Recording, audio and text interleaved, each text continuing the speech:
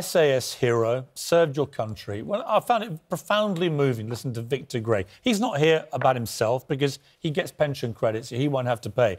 He's here because at 99 years old, he is incensed on behalf of all the others who are going to have to pay this, including 1 million veterans. I mean, there's a horrible irony, Phil, where actually, if they all refuse to pay the veterans this new fee, £154 a year, some of them might end up going to prison for not paying. It's a criminal offence, right, where they would get free television. I mean, that's how ridiculous this is. Yeah. What is your reaction on behalf of the veterans, not least the others, but the veterans, and what Victor said? Yeah, veterans and, you know, blue light services, and let's not forget there's lots of people who serve this country in many ways, right? But it is a slap in the face, especially as they've just cashed in on D-Day, haven't they? Right. They've just get every last piece of decent footage they could. They've had everything. And fair play, you know, that was good coverage of D-Day. But it got good ratings, and that to the BBC is ultimately money.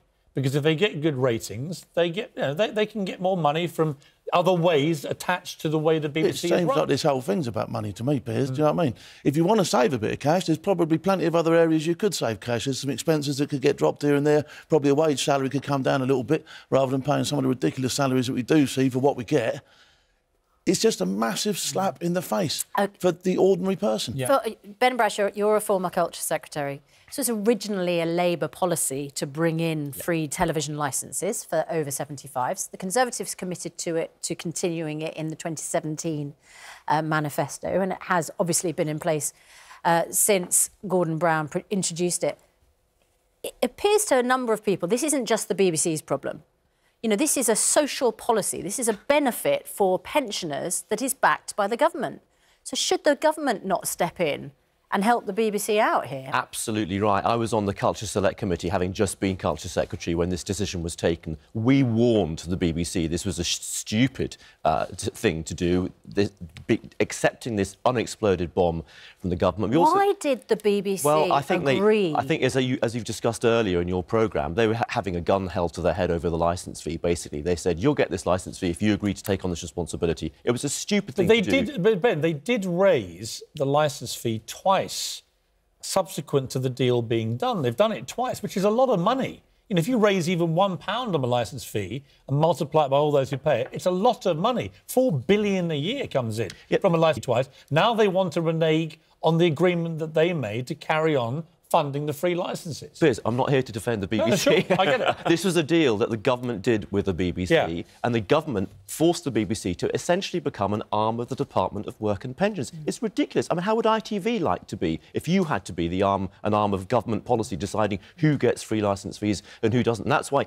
even the Culture Secretary and Minister who were there at the time, who were responsible for this decision, were saying in Parliament yesterday it has to go back to the government. Christopher Biggins, what about if the BBC increased the licence fee for everybody a little bit more in order to fund continuing free TV? I think that's a very good idea, and I certainly would be very happy to pay a little bit more. But I think what is so interesting is that they seem to be having a go at old people, at older people, and I think that's wrong. Do you know what? They raise huge amounts of money for children in need. Why did we do pensioners in need? Why did we raise some money for them? You know, because they need the money more than anybody. And, you know, the means testing thing really angers me, because why should these people be subjected to telling us what they earn and what they have? I think it's all wrong. I think that my mother, for instance, died last year, 93 years old. Her lifeline was the television in her room, which was on 24 hours, practically. It was like a sound, but it was very, very important. It was a window to the world, which often they are too frail or too ill to go out and actually meet the real world. Exactly. This is the window to it. Stanley, you're in a sort of strange position where today your son Boris will be launching his leadership campaign. And you'll be there. He is the front runner to be Prime Minister. He might well be in a position to fix this. What is your message to your own son? I'm sure that somebody would be tossing him a question from the floor. In fact, Piers, I'm very surprised you're not rushing off already. Well, you know what? To get into the front. If I did, I would ask him this one question. But what do you think he should do if he does win? In other words, what should the government, whoever wins this leadership contest, what should they be doing? Well, I'm rather sympathetic, actually, to what Ben has said. This is an aspect of social policy. The government ought to take this one on board. No reason to load it off onto the BBC. That was a mistake.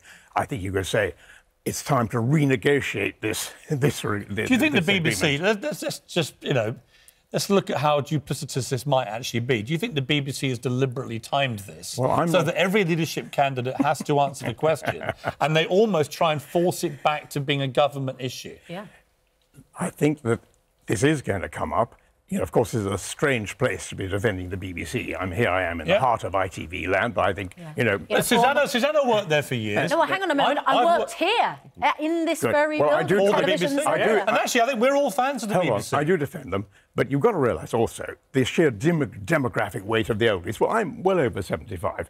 I'm part of a hugely expanding demographic self, and you can't actually afford to give everybody free things, whether it's winter fuel allowance, BBC licence fees, because bus there are passes. people who can afford it. You can't afford it. Therefore, you have to have some system of means testing. Now, of course, means testing is a difficult word, and I quite understand your point. Do you not think, Stanley, if somebody has served their country, if someone's a D-Day veteran, right, who just had a week, as Phil said, on the BBC of having their heroism reminded for the world, celebrated. Why have they not earned the right, whatever amount of money they've got, why have they not earned the right to a free TV licence? Good point. I think they probably have. I like it. It's a very nice idea. Can I just say about means testing? I mean, we have the same thing with winter fuel payment or with free bus passes. We don't means test these benefits or these additional incomes for pensioners. The far better thing is to give it to everyone. It's very expensive means testing. Totally it's very complicated. And what you do is you tax the money back from the richest pensioners. Ben, do you think it's a tactical move? I mean, the PR backlash on this is terrible for the BBC.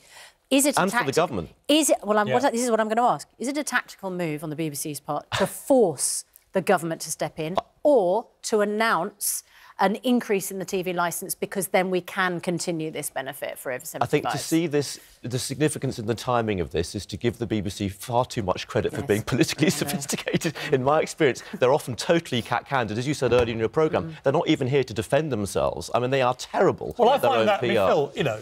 Phil, you're from a line of work where, as a member of the SAS, you defended this country and our freedom and our democracy, as did all the D-Day heroes and so on, right? The BBC is so cowardly, they haven't sent any one of their 21,000 employees. We've had seven people talking about this. We invited the BBC to take part in this debate and to explain why they've done this. And the fact they have refused to do so, to put anybody up, right? Any of their 100 executives who earn over £150,000 a year. Put your money where your mouth is. None of them are here. And by the way, their salaries are paid by us. Hey, right? I find it cowardly that they're not here. Don't you? A no-show on this one just shows what they think of us as well. Do you know they've absolutely tipped us upside down. It is a Mickey take. There must come a point in a person's life when they've served their country that people go, I'll tell you what, we'll let you have a little bit back. Agree. Well, I agree. Stanley?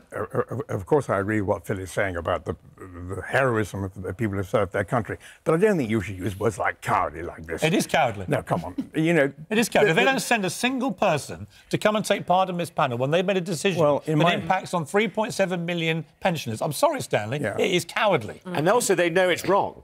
That's why they're not here. Exactly. Yeah, they it's indefensible. It is. They will be hauled before the select committee. I sound very boring. No, you never sound boring. The one thing about the Johnsons is you're never boring anyway.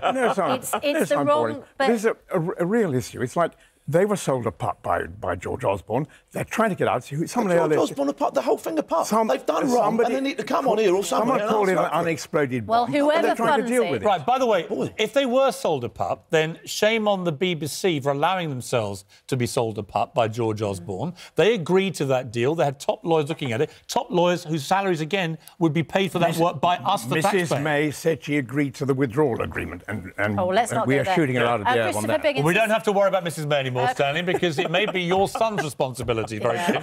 Christopher Biggins, I mean, this is the wrong group to pick on, isn't it? It's certainly... Heavy users of BBC services, live television services, lots of vulnerable people properly struggling. And who need that television, who need to be able to communicate with that television to get to the outside world. It is so important. Yeah. OK, thank you all very much. That's a great debate. Thanks to all our guests, all 7. Sadly, didn't include anyone from the BBC, but they did very kindly give us a statement. The BBC Director General, Lord Hall, said, "I believe we've reached the fairest judgment after weighing up all the different arguments. It would not be right simply to abolish all free licences. Equally, it would not be right to maintain it in perpetuity, given the very profound impact that would have on many BBC services. This decision is fairest for the poorest pensioners. Around 1.5 million households could get free TV licences if someone is over 75 and receives pension credit."